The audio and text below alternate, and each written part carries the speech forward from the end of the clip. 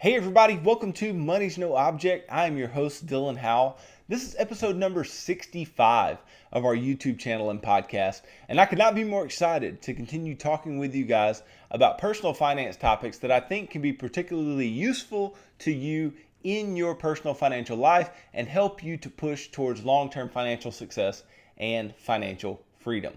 Today, we want to talk about the primary motivations of us giving and how those impact what we actually choose to do. So, what I'm really looking at today is that the primary motivation for most of us is some religious context. We want to be generous for some religious contextual reason because that's what we were taught to do.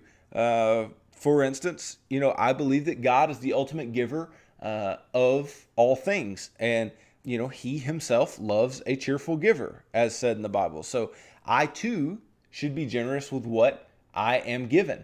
I mean, that is a personal belief of mine, and that comes from a religious context. And so what we're going to try to jump into, given that, some people like myself believe that we are managers of God's money. Some people do not believe that to be so, but that doesn't mean that we can't all make the world a better place through giving. That doesn't mean that some people should be generous and some people should not. That just means we have different worldviews, which is okay. We can still be doing things that are good for our financial life. And I think we will actually feel as if we have done the things that were correct because we will be maintaining our financial balance while we give, regardless of why we choose to give and what we are actually choosing to give to. But before we get too far in, if you could go down below, hit the big red subscribe button, like this video, hit the thumbs up button, leave me any comments or questions down in the comments section. I'd be glad to get back with you, or leave me any ideas that you have for the show or anything that you think would make the show better or more interesting for you. So you can leave that all down there. If you are listening to this in podcast version on Apple or Spotify podcasts, if you could go and subscribe to the show there and leave me a review, that'd be much appreciated. And then follow me on social media at MNO with Dylan. I think that's a real high quality follow, and you can get a lot of good things that are supplemental to these videos that will help you walk through your financial life day by day. And then lastly, if you need help personally walking through your financial plan, creating a financial plan, whatever it may be, you need somebody to be accountable to when it comes to creating your own financial plan and your budget and all those types of things, I can be your guy there. All you have to do is go to my website, www.mnowithdylan.com, click on the Work with Dylan tab, and you can choose a financial coaching session that would work best for you, and we can begin pushing towards your long-term financial goals together. Now, you notice that most of this week when we've talked about why we should give, I have made the point of if you believe that there is a creator God that, gives all things to you, that gives you the opportunities that you have, and you are the manager of God's money, and God loves a cheerful giver, then that can be a motivation for you for giving. That is my primary motivation for giving. But I don't expect it to be all of yours, and that is okay. And so I don't want you to think that this video and this audio recording, if you're listening on podcast, is some kind of attempt to change you into believing something that you don't. Look, I believe what I believe. I'm convicted about that. I would love other people to believe what I believe, but I understand that that's not realistic for as many people that may watch this. So it's important for me to look at this from all worldviews and still tell you that this idea of giving as a part of your financial life is still extremely important regardless of the way that you look at money. You also know that throughout the course of this week, not only have I talked about a motivation for giving being God and being a religious context, I've also talked about the fulfillment that we receive from it. Now, I believe that fulfillment has to do with us living out the plan that God has for our lives. But you may not believe that, and that's okay. But that doesn't mean that you won't receive the same fulfillment. That doesn't mean that you can't be joyful in the fact that you've helped others. And that doesn't mean that you don't feel good about the fact that you've helped others. You can definitely feel that way. And it also doesn't mean that you're not passionate about certain things. And it doesn't mean that you don't want to make an impact on the lives of others in specific ways. And so these different things can motivate how we choose to give, or why we choose to give, or the amount that we choose to give. But all of us, regardless of that motivation, can make an impact. We can change the world for the better little by little if we just choose to give. And not only can we change the world little by little, we can change our own financial lives and our own views of money little by little, and we can become healthier and healthier in our own financial lives and in our own view of what money is and what money should be used for. And let us not all forget that we do, most of us, I know there are people that will watch this that aren't, but most of us in the United States have the ability to give. We may not think we do because we have illegitimate budgeting tactics, or we don't budget at all, or we don't live below our means. But we could give. We can make a place for giving in our lives. And you know, when it comes down to it, we can all legitimately make the world a better place. You know, think about this. Think about if we all, everybody in the U.S., if we all just gave some fixed amount of income, that fixed amount went to ending homelessness. It could be ended like that. Think about if we gave some fixed amount to simply ending hunger in the U.S. It could be fixed very, very quickly. So I don't want you to think that your small amount that you can give cannot be a substantial impact. When grouped with others, it can be a very, very large impact. And think about if we were all doing it, if we were all maintaining this financial balance in a healthy way, what kind of impacts could we be having on the world? I can tell you this: there would likely be a need for less government help, because we could help one another. We could help fund the needs of one another and help pick others up around us and motivate each other forward to do well. And we can give money to individuals in need and to organizations that can help individuals in need. We can do that. That is something that is a legitimate thing that can happen if we choose to be giving and to be living this healthy view of money out in our lives. But what's the problem? Why don't we do this? Why is this not the case? Well, you know, first of all, we don't think typically that we can work together and do it. We have such inward views of the uses of money that we think that, you know, the money that I give is not going to make an impact, or the money that I give, there's no way other people are giving that much, and we can't, you know, make that big of an impact, so I'm not going to give so much, or whatever that may be. We don't think we can actually do it. We don't have that confidence to do it. And then we're selfish too, and we don't want to do it. We don't want to be extremely generous. This is as a whole. This is not talking about any one individual. This is talking as a society. We don't want to give. We don't want to be extremely generous. We don't want to pick others up before exalting ourselves. We don't want to do that. And that can be a problem. So we can't fix some of the things that could be fixed simply by us all banding together and giving and changing our world, our society for the better. And then we think we have so little already. You know, what can you do for the good of others? Well, like I said, if we all had some fixed proportion that we gave, it would make such a huge impact. It's all about, you know, obviously by yourself, the scale of your impact can only be so large. Some people much larger than others.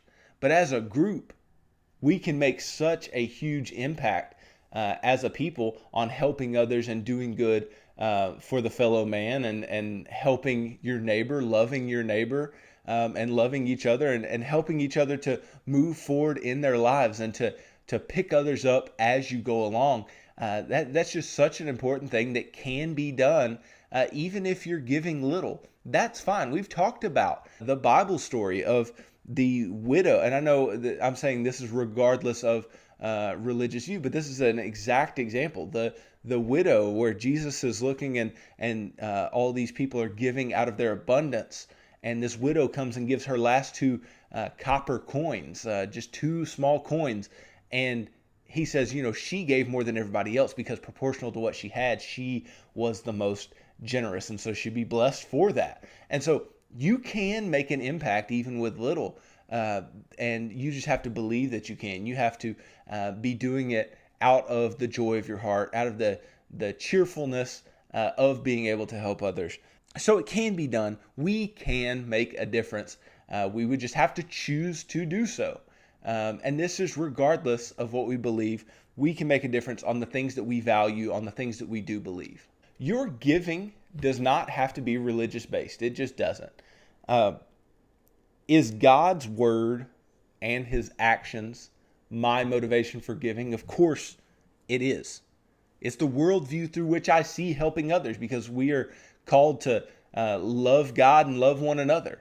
And so I try to live that out in my life. I believe that is a motivation for being generous. And many of you will be the same way. Many of you will look at your own life and what you believe, and you believe the same thing. And we're eye to eye here, but not everybody does. And that is okay. That is fine. If you don't look at it this way, that doesn't mean you shouldn't be generous, but you may look towards some other reasons that I laid out above, like the fulfillment, or the fact that you can make a difference, or the fact that you can help others, or the fact that you can give at all because you do have abundance relative to those around you. And Christians do tend to be quite generous, but that doesn't mean that those who are not believers are not generous. They simply just have a different worldview of what's going on. They have a different view of how they can make a difference. They have a different view of where their money should go and why it should go to those places. And that's, even though we don't have the same beliefs, then we can still band together to make differences in the world that are for the good. And I just want to make this clear. If you are not a believer, if you are not a Christian, I don't think that you lack empathy or sympathy for others. There are plenty of people who do not have a background of believing in something greater than themselves, who do very well to care for others, do very well to be generous, do very well to love on others. And so I don't want to say that that's the case. Most of you, also want what's best for humanity. And I do too. And we all want everybody to be safe and healthy. Those are things that we can hang our hats on. And you very surely can be an optimist that thinks the world can be made better. I am too. I am fairly optimistic about what we can do and how we can spend our money and how we can allocate our funds to make the world a better place, even if we're not giving huge amounts all at once. I believe we can do things that do make a grand impact on the lives of others, on the lives of our children and our families, regardless. You have different viewpoints than I do, maybe, but how does that change the fact that we could work together to do good for the common individuals? Quite obviously, you won't be giving to religious organizations, but you can be giving to things that do good for individuals in your local community, that do good for people that you go to work with or go to school with or whatever it may be. There are several ways in which you can do this, and we'll talk about some of them towards the end of this episode. But I just want you to understand that it is 100% possible, and it's 100% within your reach to be giving, regardless of what your belief system is. And let's not get it twisted. Just because you give for a religious reason doesn't mean that it is the right reason to give. So, for instance, a lot of giving in a religious context can be extremely legalistic. It can be based on the Old Testament law of tithing and things like that, and we aren't giving cheerfully, and we aren't giving the things that are really, we're giving out of abundance, just like the individuals in the story of the widow. We may definitely have this idea that we're only giving because we're told to, not because we want to, not because we care enough to give, or we care about where our money's going. No, we're just, this is what you're supposed to do, so you do it. And that's not a healthy way to look at giving at all either. I just don't want you to think that just because you're not giving for a religious reason doesn't mean that it's not perfectly good and perfectly okay to do so. Because some people simply don't give in the proper ways anyway. They don't give for others. They give for the fact that they were told to, and that's what they were supposed to do. And this is not a scriptural view of giving, but it is a common outlook of many individuals within churches around the nation. Obviously, their money does good, but that money is looked at more as an idol, as an idol of good works, right? They're thinking that they can earn their way to some kind of salvation, or earn their way through some type of, this is what I'm supposed to do, so I'm just going to do it and move on type of thing. It's checking the boxes. Well, that's not what we're called to do. We're not called to check boxes. And so if you're an individual that doesn't believe what I believe, just know that there are individuals who claim to believe what I believe who still aren't doing this in a way that I believe it should be done. But you know what? That's okay, because our money can still be used for the good. Our money can still change our hearts. We can be transformed in the way that we use our money, and our view of our personal finances can become healthier regardless. And I think that just looking out for one another and caring for one another is a universal idea. I believe that the moral compass for this is God and the teachings of Jesus Christ and the life that he lived and the example that he gave. But you may not believe this. But even though you may not believe this, you may still think that we should help each other out financially, and we can be an integral part in picking each other up and helping one another regardless of the beliefs of the individual that you are helping. And we tend to want what's best for the common good, which can be attained best by the free giving of those who are generous.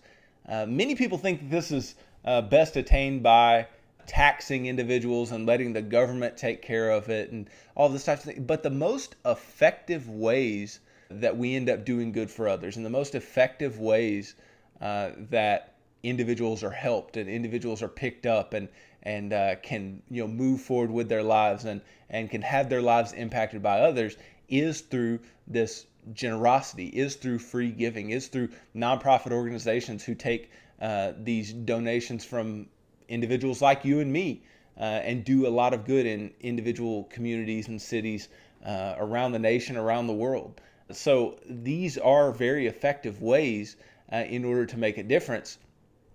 And I think we can all get on board with the fact that if we're all in for the common good, for the universal good, then we can get behind some of these things and really move the needle and push forward and make a difference. So what are some ways specifically that we can make the world better through giving? What are some types of things that we can give to that I think we can all get behind that can make the world better through the way that we give and through whom we may give to? So these are just some things that came in my mind that I think a lot of us can get behind these, and we could all make a big difference. And you may be extremely passionate about one of these particular things. And so I want you to keep this in mind, especially if you're an individual who has not given systematically to this point. You're not somebody who has made a habit out of being generous. Then really think about these things and think, am I passionate about this? Do I believe in this? Does this align with my value system? And if it in fact does, it may be a place where you want to start your giving. Or if you're not being very generous and maybe you do a little here, a little there, maybe you can get on board with one of these ideologies. You can get on board with one of these programs or one of these organizations and do a lot of good for others with the money that you give. So here's some things that I think we could get on board to give to. So the first is medical charities or cancer charities, right? Cancer does not discriminate. It's something that a lot of individuals get, a lot of individuals struggle with and have a hard time getting over. So I think that's something we could all get behind and say that we want to help find cures for these things. We want to help the individuals who are hurting. We want to help their families. And so that can be a particular way that you give. I think we can also agree on better education is something you can give towards. So you can give towards, making our education systems better, making the classroom more comfortable for children and teachers alike. I think we can get behind making the lives of children that may have tougher home lives easier when they come to school, and we can work on their mental health, not just in the way of education, but in the way of are they coping with what they're dealing with well, or do they need some type of counseling? Do they need some type of help that is not being provided for them due to a lack of funding or lack of the perceived need by bureaucracy? So that can be a place where we put our money. We can also pool our money and put it behind things like helping when disasters strike. So we've had a large number of hurricanes hit the Gulf Coast this year. I'm sure there are many individuals misplaced, many individuals that have lost everything that they own. And that would be a place that I think we could all get behind and say they need help. They could use the money that we have, and we can move forward together in pushing those types of things forward. We can also get behind environmental things, right? We all want to be here. We all want to live long and fulfilled lives. And we can get behind things that are going to help us to do that. And we can put our money there. We can also put our money behind things like children's hospitals, that foster and adoption centers, things for children, right? Things where we can help to move forward in helping the lives of our young ones that may have had tough beginnings. Either they were sick, or they were in foster care for some reason, or they're in need of adoption for one reason or another. I think we can all agree that putting our money behind those types of causes can be a very good thing and can make a difference for sure. And then I talked about these next couple on the outside of this video: homelessness and hunger. Those are obviously things that are extremely difficult without scale to get rid of, but we can obviously make a dent in them. We can come together and push towards the good of others, and getting people shelter, and getting people off of the streets and the help that they need, and back into the workforce, and moving forward and being productive citizens. And that could also help with individuals who are going hungry, and individuals who need the help that we could provide given the money that we do have.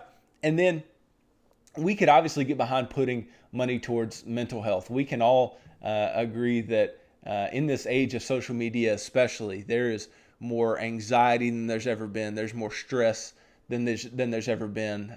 There's a lot of things that can really get in the way of us being active participants in society, being effective participants in society. And so getting behind a cause that may cover some type of mental health issue can be something where we can really move the needle as well. Are all of these not good things? Are all of these not things that we could all agree could use our money? And I'm not saying that you should give to them all. I'm not saying that your beliefs and values align with all of those. I'm just saying I think we can all, or most all, agree that these things are places where our money can be used. And it's places that there are real problems, there are real issues that we can get behind and actually help, and that we can actually move forward and push those types of programs forward. And we can do that with the money that we give, and we can do that with our systematic giving. And that can be regardless of our faith. It can be regardless of how we worship religiously, because even though, like I've said on the outset, religion is heavily tied to this idea of giving, it doesn't have to define it.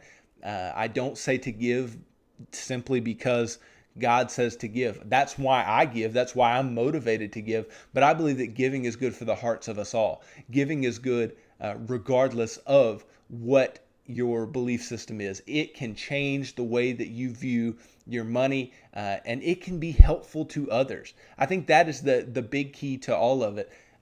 You can help others, and we can agree that there are people worse off than the vast majority of us. I mean, most of us are watching this on an iPhone in the richest country in the world, in a house that's got more room than we probably need. And, maybe you're listening to this in a car that is, more expensive than some people's houses. And so it's not a guilt trip. It's not any of this thing. It's just a matter of saying, okay, we're well off.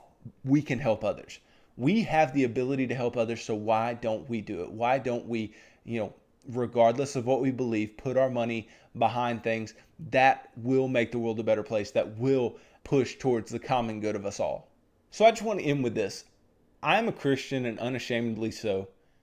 I believe that God created us all. I believe that He sent His Son, Jesus Christ, to atone for the sins of this world, and to allow us to have eternal life with Him. That's what I believe. And given that I believe that, my view of my life and my money is looking through those lenses. Is looking through the lens of the Father and of the Son and of the Spirit that lives inside each one of us believers. That's my worldview. I understand that it is not everybody's, and I understand it might not be yours.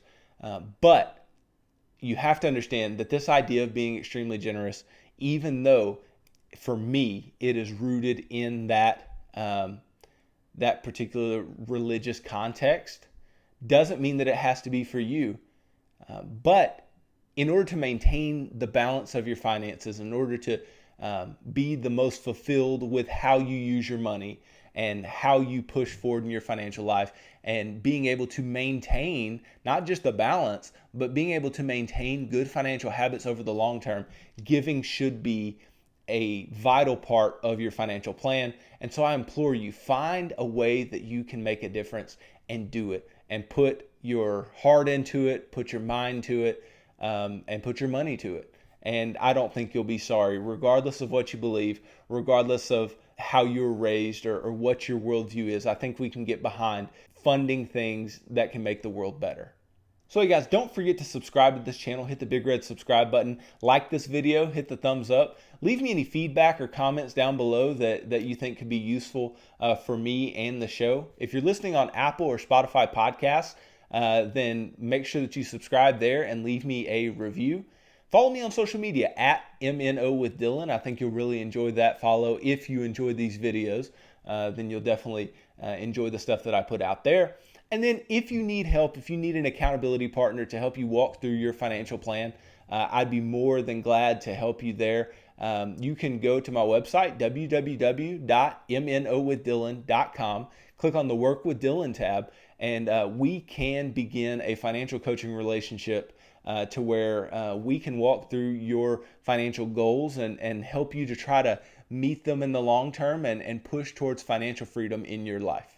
So a tune-in Monday as I talk about something that is extremely important to all of us, and that is why we may want to trust the stock market and what the consequences are of not doing so. So thank you guys for tuning in to this episode of Money's No Object. I'm your host, Dylan Howell. God bless.